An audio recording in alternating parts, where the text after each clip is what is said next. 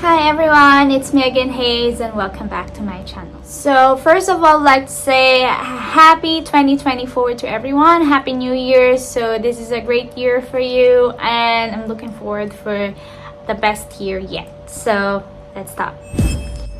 So for today's vlog, for my first vlog of 2024, I'd like to share what are the documents that you might need or you would need to secure prior leaving your current employment or your current country, or even from the Philippines. So if you're thinking of migrating to Australia, if you're offshore, then it's for you. So let's start.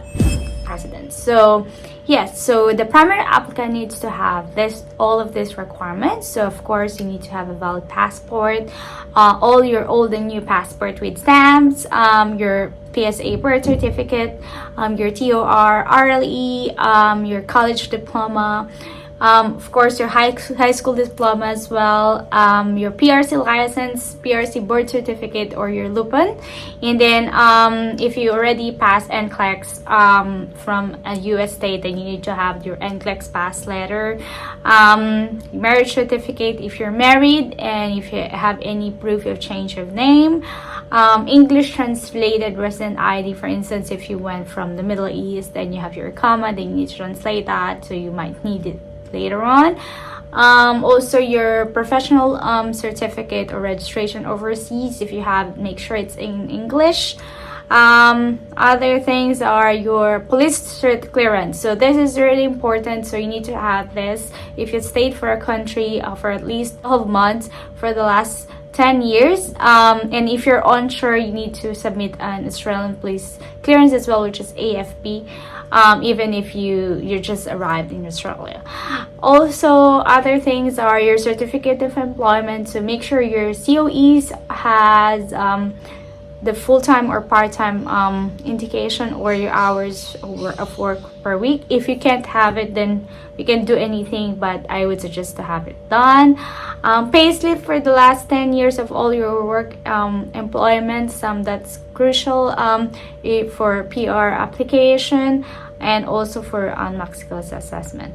Also job descriptions, job contract, your resume, which is you always have for sure, and professional reference before you leave your workplace, latest passport ID picture with white background, and list of all your addresses and travel histories. And then of course you would need an English test. So the English test varies on the visa that you're applying to. So I think that's all for the primary.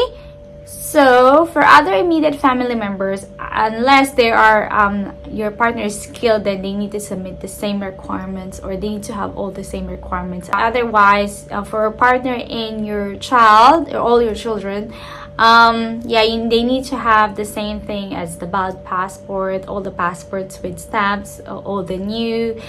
Make sure they have their PSA birth certificate, marriage certificate for your partner, English translated resident ID as well if they've stayed with you or they've stayed in other country. Police clearance to all countries I've mentioned, so that's really important, especially for permanent residency application.